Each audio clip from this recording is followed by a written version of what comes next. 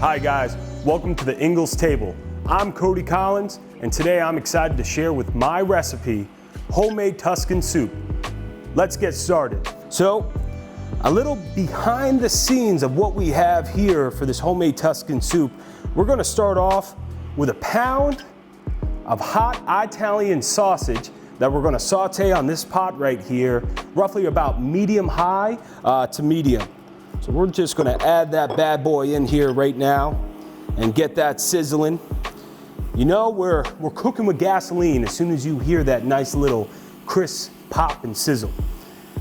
And then right here, what we're going to do is we're gonna add anywhere between 8, don't tell your next door neighbor, but I got 10 slices of bacon that is finely chopped, and we're going to brown that up as well. And soon enough, growing up, I was really big into athletics and sports. Die-hard New England Patriots fan, had the opportunity to play college football. And I used to make this meal for my buddies all the time in the fall. And it only took roughly about 5 to 10 minutes, because as soon as this gets brewing up here, they all started coming in and they kept asking me, hey Cody, when's the soup ready? Because we're ready to go. I'm gonna get this bad boy nice and brown here.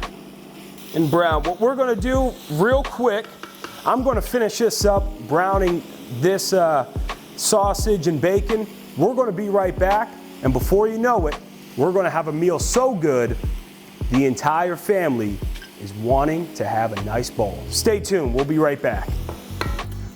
All right guys, we're back. What we missed here real quick, ended up browning up all of the Italian sausage and bacon. So now we got this pan nice and hot, maybe a little too hot. What I'm gonna do is turn it down a lot. We're gonna add 3 tablespoons of butter. If there's not enough grease in here, let's get a little bit more.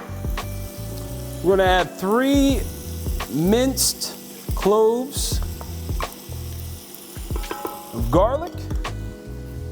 And we're gonna add about a cup of chopped onions. And I tell you what, I was at Ingles the other day picking up, not the other day, I was at Ingles this morning picking up all these ingredients. And it's just something about the produce section, it just definitely stands out. I feel like I'm back. My mom used to have her own garden growing up in Island Pond, Vermont, and I was having flashbacks with all the varieties there.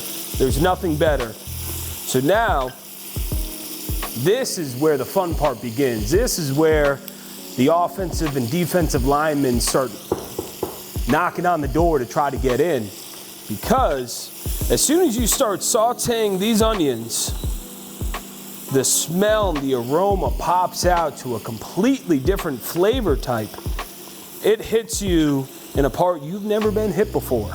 So now, we got these beautiful translucent onions in no time. We're gonna add 32 ounces of Laura Lynn chicken stock right here. What we're going to do, we're gonna get this bad boy boiling. All right.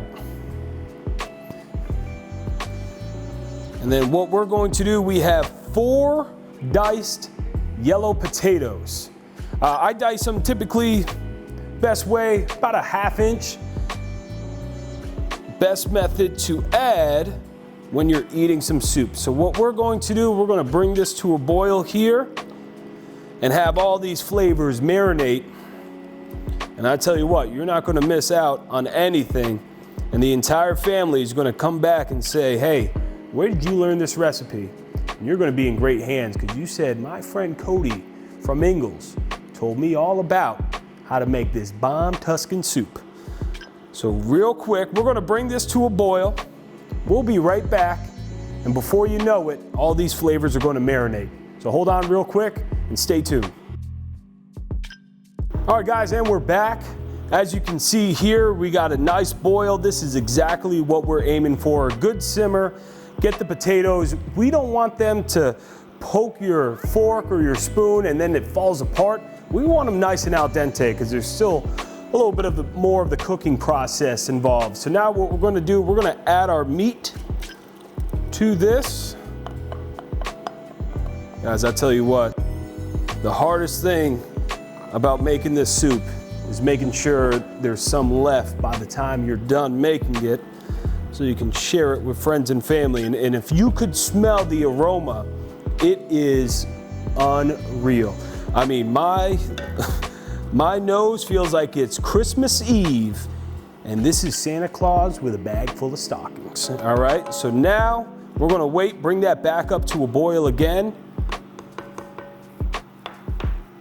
And we're going to add the entire pint of Laura Lynn heavy whipping cream. This stuff is the best. All right. And now what we're going to see and notice is this color is going to go from a soup to a nice heavy cream-like. And then what I do is I add, just for a little flavor to know it's there, just a little splash of Parmesan cheese. And we're going to stir that around here. Get those flavors marinating. All right. We're gonna bring this up for a boil for about 3 to 4 minutes. And then before you know it, as soon as it hits that boiling stage, the entire neighborhood's gonna get involved and want to know what's going on over here. Also, the very last ingredient, we got about, I'd say about 2 to 3 handfuls of kale. This kale right here, fresh out of the Ingles produce, it is top notch. I'm telling you what, this is what the difference maker is. When you finish the soup, you're gonna get that nice piece of kale in there, and that's the healthiest part about it. So I don't feel too bad after 2, 3, 4, 5, 6 bowls. We're gonna add this kale in here, and this is gonna be the last step. I'm gonna add all that. And don't be afraid when you do make this recipe, the kale is going to overpower the pot, where you're going to be like, Cody, how do I get all this kale in here? Trust me, it settles down. Even though it's big, flaky, it will marinate just fine in there. And look at those, look at that nice, rich green color. The soup, this is going to align perfectly together. What I'm going to do is we're going to let this all cook in together for, give it about 5 or 6 minutes, and then she's going to be ready to go. So we're going to take one last break, and we'll be back here soon enough. By the time we're back, the soup is going to be ready. Stay tuned, don't go anywhere. All right, guys, we're back 5, 6 minutes after the entire boiling process. All the ingredients, this is the moment we've been waiting for. Guys, I am so excited to try this out. The entire football team is going to be in the room, ready to go. Game day, here it is. So what we're going to do with this finishing touch, we're gonna add a nice little garnish of Laura Lynn grated Parmesan cheese right on top. All right. Thanks so much for joining me here at the Ingles table. Make sure and explore the rest of the site for more tips, tricks, and recipes. We'll see you next time. Let's get a bag. Ooh.